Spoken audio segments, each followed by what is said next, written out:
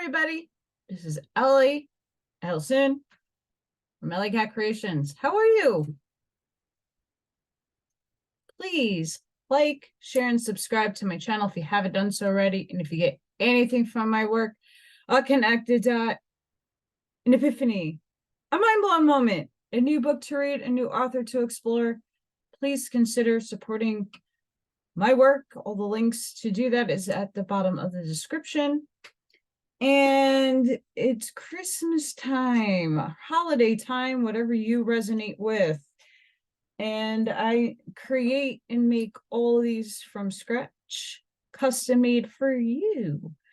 And I work with people. Go check my artwork out at AllyKatzkreations211.com. I make an ornament so you can put them on the tree, relatively cheap, and everything in the United States is with shipping included. Got a painting peeking out right there, sculptural painting, by the way.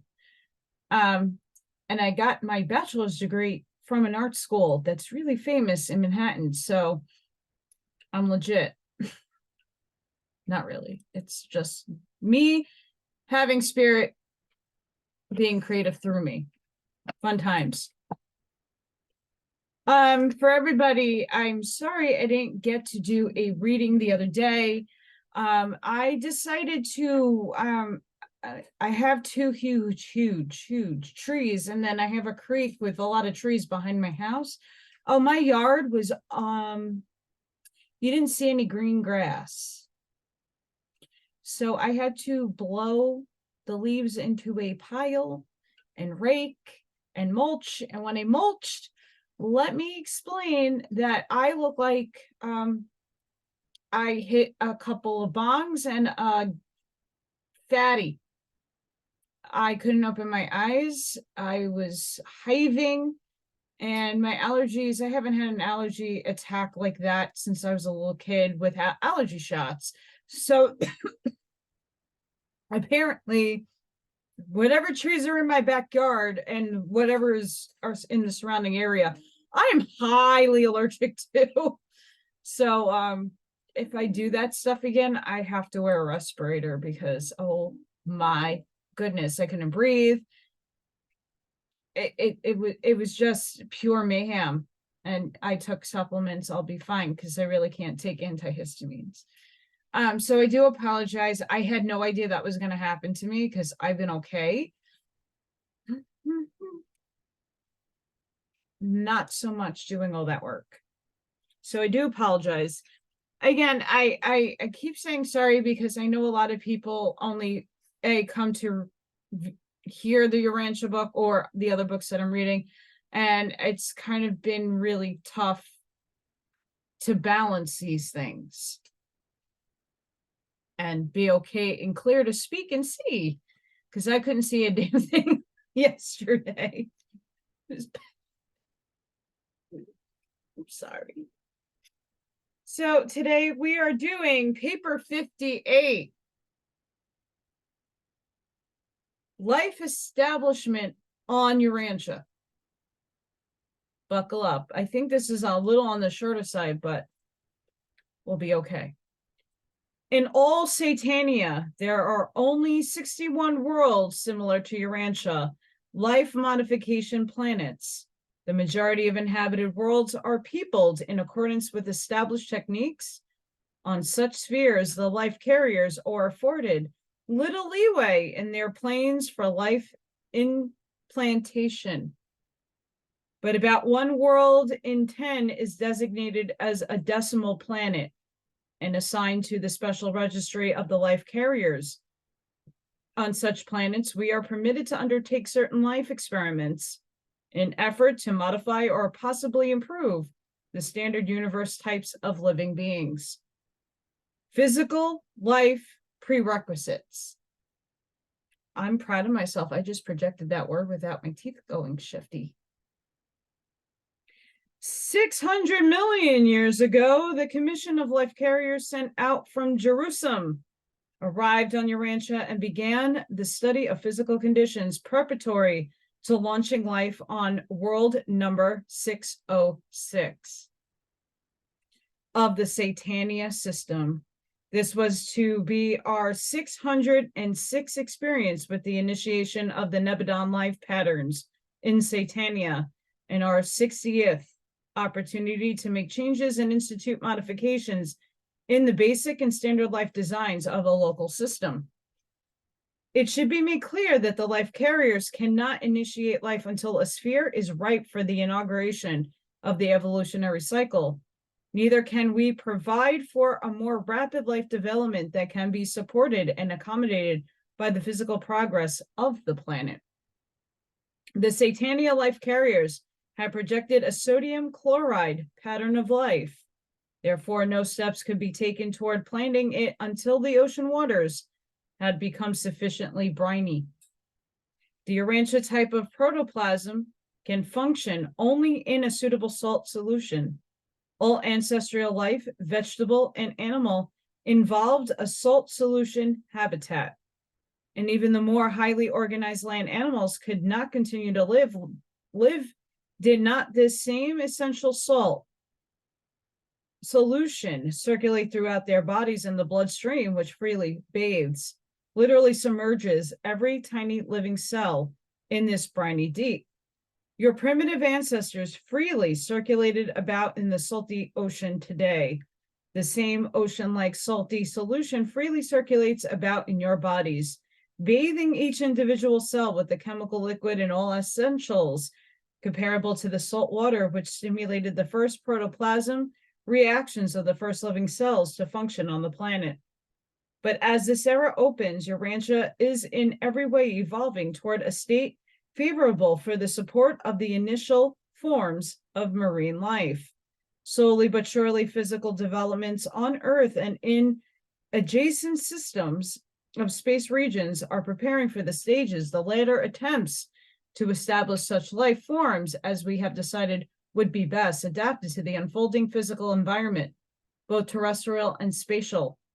Subsequently, the Satania Commission of Life Carriers returned to Jerusalem, preferring to await the further breakup of the continental landmass, which would afford still more inland seas and sheltered bays before actually beginning life in plantation. On a planet where life has a marine origin, the ideal conditions for life in plantation are provided by a large number of inland seas, by an expansive shoreline of shallow waters and sheltered bays, and just such a distribution of the Earth's waters was rapidly developing.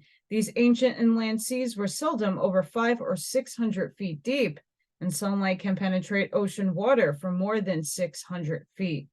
And it was from such seashores of the mild and equatable climes of a latter age and primitive plant life found its way onto the land. There, the high degree of carbon in the atmosphere afforded the new land varieties of life opportunity for speedy and luxuriant growth. Though this atmosphere was then ideal for plant growth, it contained such a high degree of carbon dioxide that no animal, much less man, could have lived on the face of the earth. The Urantia atmosphere. The planetary atmosphere filters through to the Earth about 1/2 billionth of the sun's total light emanation. If the light falling upon North America were paid for at the rate of 2 cents per kilowatt hour, the annual light bill would be upward from $8 quadrillion. Chicago's bill for sunshine would amount to considerably over $1 million a day. And it should be remembered that you receive from the sun other forms of energy. Light is not the only solar contribution reaching your atmosphere. Vast solar energies pour in upon Urantia, embracing wavelengths, ranging both above and below the recognition range of the human vision. The Earth's atmosphere is all but opaque to much of the solar radiation at the extreme ultraviolet end of the spectrum. Most of these short wavelengths are absorbed by a layer of ozone, which exists throughout a level about 10 miles above the surface of the Earth, and which extends spaceward from another 10 miles. The ozone permeating this region at conditions prevailing on the Earth's surface would make a layer only 1/10 of an inch thick. Nevertheless, this relatively small and apparently insignificant amount of ozone protects Urantia inhabitants from the excess of these dangerous and destructive ultraviolet radiations present in sunlight. But were this ozone layer just a trifle thicker, you would be deprived of a highly important and health-giving ultraviolet rays, which now reach the Earth's surface and which are ancestral to one of the most essential of your vitamins. And yet some of the less imaginative of your mortal mechanists instead insist on viewing material creation and human evolution as an accident. The Urantia midwayers have assembled over 50,000 facets of physics and chemistry, which they deem to be incompatible with the laws of accidental chance, and they which contend unmistakably demonstrated the presence of an intelligent purpose in the material creation, and all of this takes no account of their catalog of more than 100,000 findings outside the domain of physics. Okay, these pages are so paper thin.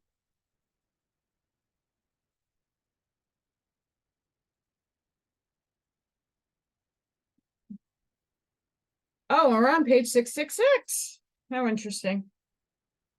Domain of physics and chemistry, which they maintain, prove the presence of mind in the planning, creation, and maintenance of the material cosmos. Your sun pours forth a veritable flood of death-dealing rays, and your pleasant life on Urantia is due to the fortuitous influence of more than 200 apparently accidental protective operations similar to the action of unique ozone layer. Were it not for the blanketing effect of the atmosphere at night, heat would be lost by radiation so rapidly that life would be impossible of maintenance except by artificial provision. The lower 5 or 6 miles of the Earth's atmosphere is the troposphere. This is a region of winds and air currents which provide weather phenomena. Above this region is the inner ionosphere, and next above to the stratosphere. Ascending from the surface of the Earth, the temperature steadily falls from 6 or 8 miles, at which height it registers around 70 degrees below 0 Fahrenheit. This temperature range of from 65 to 70 degrees below 0 Fahrenheit is unchanged in the further ascent 40 miles. This realm of constant temperature is the stratosphere. At a height of 45 or 50 miles, the temperature begins to rise, and this increase continues until at the level of the auroral displays, a temperature of 1,200 Fahrenheit is obtained, and it is the intense heat that ionizes the oxygen, but temperature in such a rarefied atmosphere is hardly comparable with the heat reckoning at the surface of the Earth. Bear in mind that 1/2 of all your atmosphere is to be found in the first 3 miles. The height of the Earth's atmosphere is indicated by the highest auroral streamers, about 400 miles. Auroral phenomena, I want to say it's the aurora borealis that they're talking about here, are directly related to the sunspots, those solar cyclones which swirl in opposite directions above and below the solar equator, even as do the terrestrial tropical hurricanes. Such atmospheric disturbances whirl in opposite directions when occurring above or below the equator. The power of sunspots to alter light frequencies shows that these solar storm centers function as enormous magnets. Such magnetic fields are able to hurl charged particles from the sunspot craters out through space to the Earth's outer atmosphere, where their ionizing influence produces spectacular auroral displays. Therefore, do you have the greatest auroral phenomena, which sunspots are at their height, or soon after that, at which the spots are more generally equatorially situated. Even the compass needle is responsive to the solar influences, such in turn slightly to the east as the sun rises and slightly to the west as the sun nears setting. This happens every day, but during the height of the sunspot cycles, this variation of compass is twice as great. These diurnal wanderings of the compass are in response to the increased ionization of the upper atmosphere, which is produced by the sunlight. It is the presence of two different levels of electrified conducting regions in the superstratosphere that accounts for the long distance transmission of your long and short wave radio broadcasts. Your broadcasting is sometimes disturbed by the terrific storms which occasionally rage in the realms of the outer ionosphere.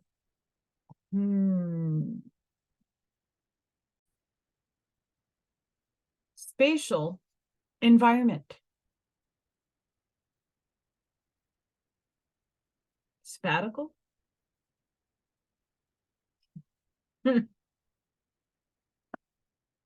had to shut my volume off my phone. During the earlier times of the universe materialization, the space regions are interspersed with vast hydrogen clouds, just as astronomical dust clusters, now characterized by many regions throughout the remote space. Much of the organic matter, which the blazing sun breaks down and disperses as radiant energy, was originally built up in these early appearing hydrogen clouds of space. Under certain unusual conditions, atom disruption also occurs at the nucleus of the larger hydrogen mass. And all of these phenomena of atom building and atom dissolution, as in the highly heated nebulae, are attended by the emergence of flood tides of short space rays of radiant energy. Accompanying these diverse radiations is a form of space energy unknown on Urantia. This short ray energy charge of universe space is 400 times greater than all other forms of radiant energy existing in the organized space domains.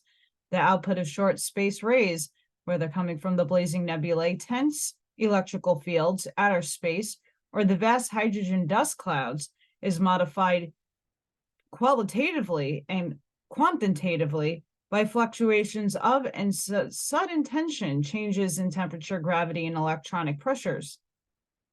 These eventualities in the origin of space rays are determined by many cosmic occurrences, as well as by the orbits of circulating matter, which vary from modified circles to extreme ellipses. Physical conditions may also be greatly altered because the electron spin is sometimes in the opposite direction from that of the grosser matter behavior, even in the same physical zone.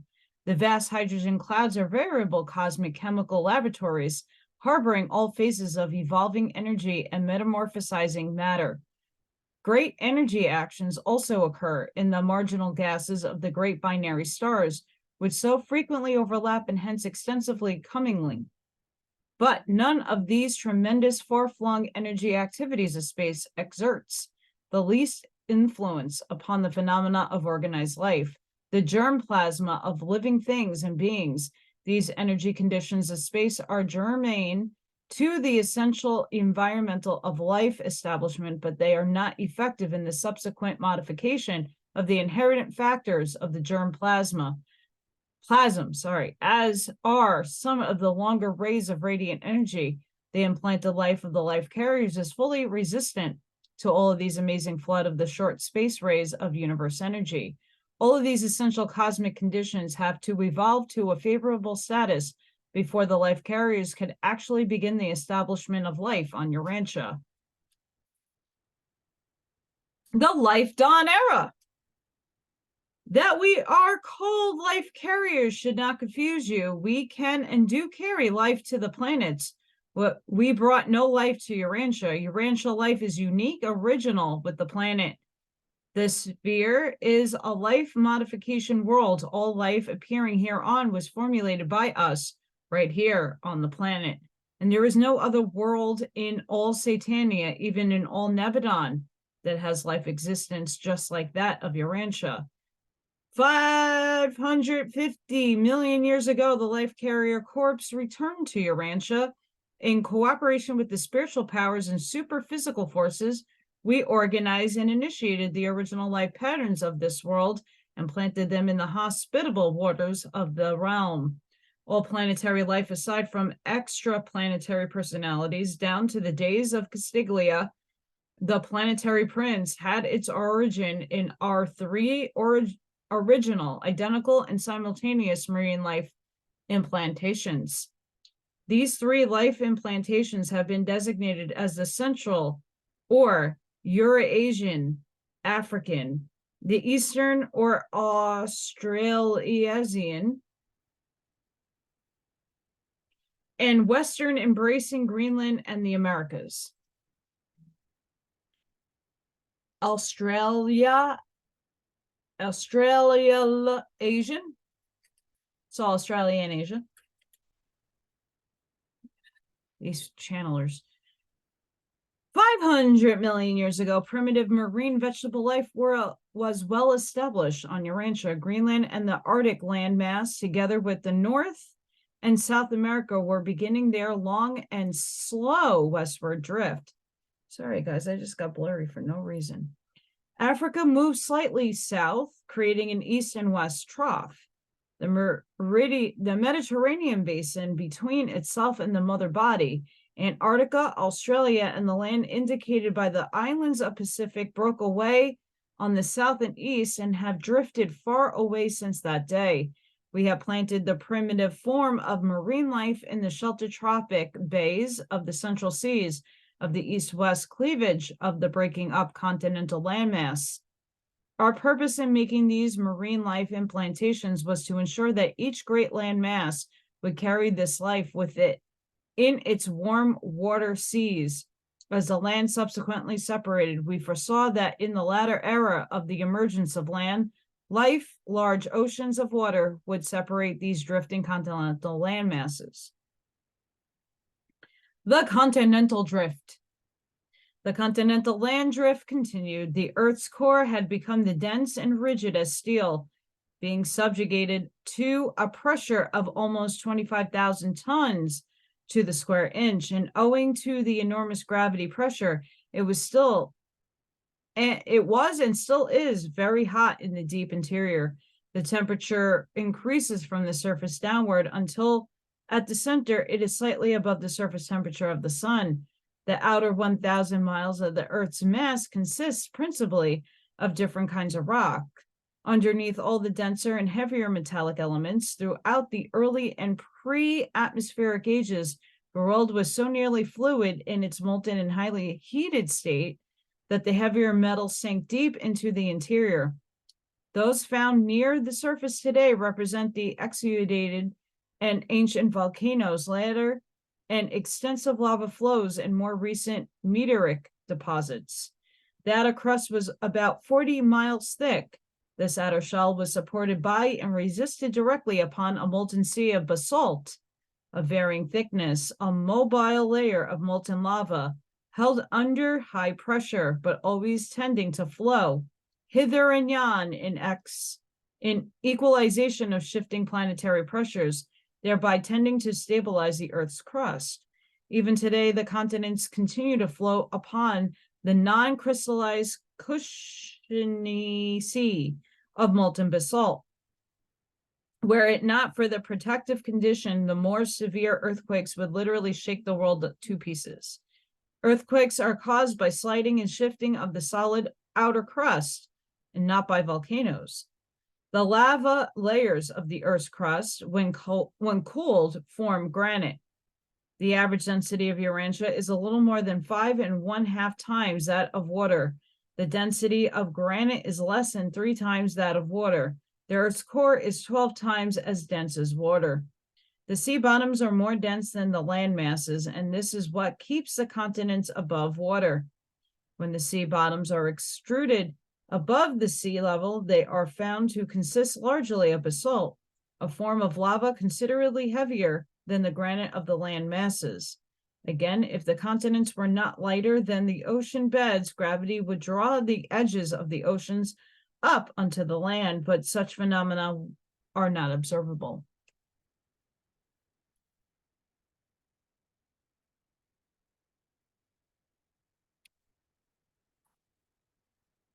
Again, what density is this? The weight of the oceans is also a factor in the increased pressure of the sea beds. The lower but comparatively heavier ocean beds, plus the weight of the overlaying water approximate the weight of the higher but much lighter continents. But all continents tend to creep into the oceans. The continental pressure at ocean bottom levels is about 20,000 pounds to the square inch. That is, this would be the pressure of the continental mass standing 15,000 feet above the ocean floor. The ocean floor water pressure is only about 5,000 pounds to the square inch. These differential pressures tend to cause the continents to slide toward the ocean beds. Depression of the ocean bottom during the pre-life ages had upthrust a solitary continent landmass to such a height that its littoral pressure tended to cause the eastern, west, and southern fringes to slide downhill over the underlying semi-viscous lava beds into the waters of the surrounding Pacific Ocean. This so fully compensated the continental pressure that a wide break did not occur on the east shore of the ancient Asiatic continent. But ever since has that eastern coastline hovered over the precipice of an adorning ocean depths, threatening to slide into a watery grave. The transition period. 450 million years ago, the transit from vegetable to animal life occurred. This metamorphosis took place in the shallow waters of the sheltered tropic bays and lagoons of the extensive shorelines of the separated continents. And this development, all of which was inherent in the original life patterns, came about gradually. There were many transitorial stages between the early primitive vegetable forms and life, and the latter well-defined animal organisms. Even today, the transition slime molds persist, and they can hardly be classified either as plants or animals. Although the evolution of vegetable life can be traced into animal life, and though there have been found graduated series of plants and animals which progressively lead up from the most simple to the most complex advanced organisms, you will not be able to find such connecting links between the great divisions of the animal kingdom, nor between the highest of the pre-human animal types and the dawn men of the human races. These so-called missing links will forever remain missing for the simple reasons that they never existed. From era to era, radically new species of animal life arises. They do not evolve as a result of a gradual accumulation of small variations. They appear as full-fledged and new orders of life. They appear suddenly. The sudden appearance of new species and diversified orders of living organisms is wholly biologic, strictly natural. There is nothing supernatural connected with these genetic mutations. While other authors and other channels claim otherwise, that a lot of this stuff was brought here from outside of our realm. Or did we code this into the simulated holographic world that we live in? Just thoughts. At the proper degree of saltiness in the oceans, animal life evolved, and it was comparatively simple to allow the briny waters to circulate through the animal bodies of marine life. But when the oceans were contracted and the percentage of salt was greatly increased, these same animals evolved the ability to reduce the saltiness of their body fluids, just as those organisms which learned to live in fresh water acquired the ability to maintain the proper degree of sodium chloride in their body fluids by ingenious techniques of salt conservation. Study of the rock-embraced fossils in marine life reveals the early adjustments, struggles of these primitive organisms. Plants and animals never cease to make these adjustment experiments. Ever the environment is changing, and always are living organisms striving to accommodate themselves to these never-ending fluctuations. I have another page stuck together.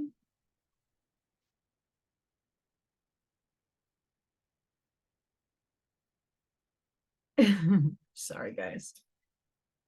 The physiologic equipment and the anatomic structure of all new orders of life are in response to the action of physical law, but the subsequent endowment of law of mind is a bestowal of the adjudicant mind spirits in accordance with the innate brain capacity.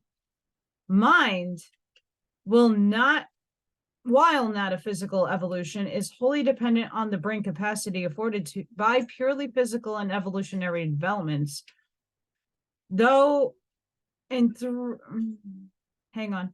Through almost endless cycles of gains and losses, adjustments and readjustments, all living organisms swing back and forth from age to age. Those that obtain cosmic unity persist, while those that fall short of this goal cease to exist. The Geologic History Book. The vast group of rock systems which constitute the outer crust and the world during the life dawn of Proterozoic era does not now appear at many points on the Earth's surface.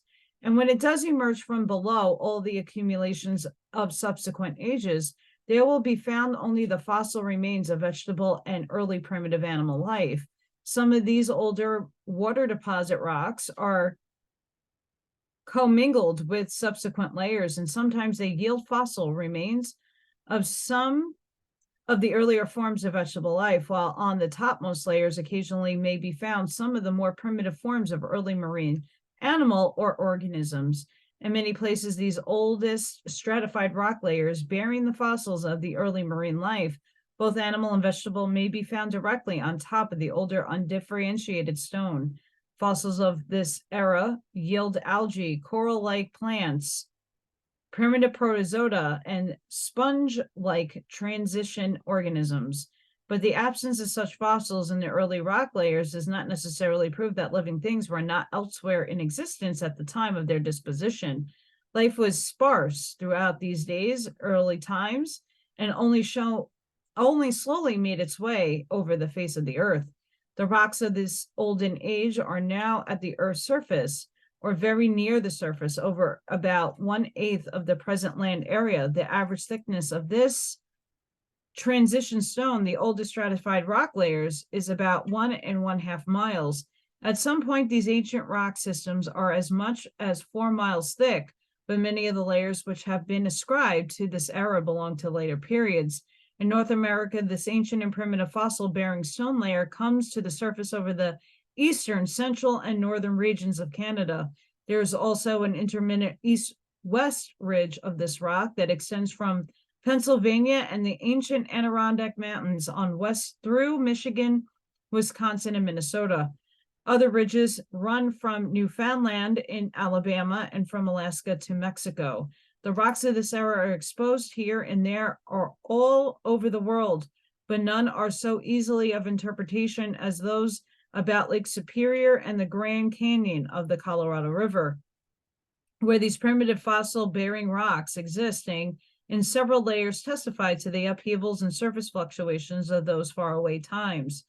The stone layer, the oldest fossil-bearing stratum in the crust of the earth, has been crumpled, folded, and grotesquely twisted as a result of the upheavals of earthquakes and early volcanoes. The lava flows of this age brought much iron, copper, and lead up near the planetary surface. There are few places on the earth where such activities are more graphically shown than in the St. Croix Valley of Wisconsin. In this region, there occurred 127 successive lava flows on land with succeeding water submergence and subsequent rock disposition. Although much of the upper rock sedimentation and intermittent lava flow is absent today, and though the bottom of the system is buried deep in the earth, nevertheless, about 65 or 70 of these stratified records of past ages are now exposed to view. In the earlier ages, when much land was near sea level, there occurred many successive submerges and emergencies. The Earth's crust was just entering upon its later period of comparative stabilization. The undulations, rises, and dips, and the earlier continental drift combined to the frequency of the periodic submergence of the great land mass. During these times of primitive marine life, extensive areas of the continental shores sank beneath the seas from a few feet to a half a mile. Much of the older sandstone and conglomerates represent the sedimentary accumulations of these ancient shores.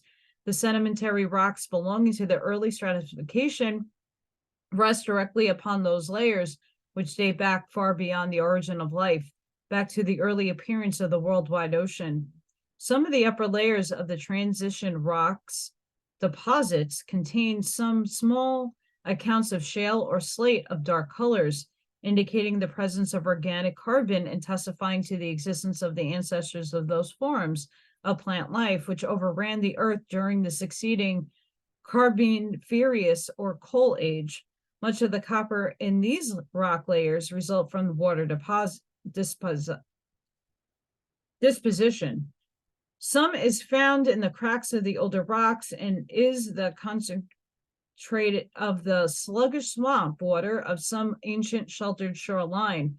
The iron mines of North America and Europe are located in deposit extrusions, lying partly in the older unstratified rock and partly in these latter stratified rocks of the transition periods of life formation. This era witnessed the spread of life throughout the waters of the world. Marine life has become well established on Urantia.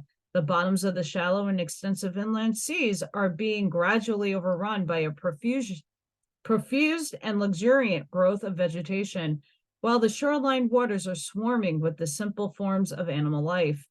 All of this story is graphically told within the fossil pages of the vast stone book of world record, and the pages of this gigantic biogeologic record unfamiliarly tell the truth if you but acquire skill in their interpretations. Many of these ancient seabeds are now elevated high upon land, and their deposits of age upon age tell the story of the life struggles of those early days. It is literally true, as your poet has said, quote, "The dust we tread upon was once alive," end quote. Presented by a member of the Urantia Life Carrier Corps, now resident on the planet. Next time, paper 59, the marine life era on Urantia.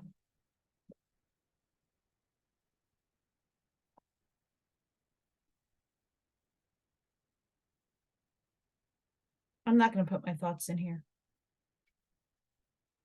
They're good, but no. Please like, share, and subscribe if you haven't done so already.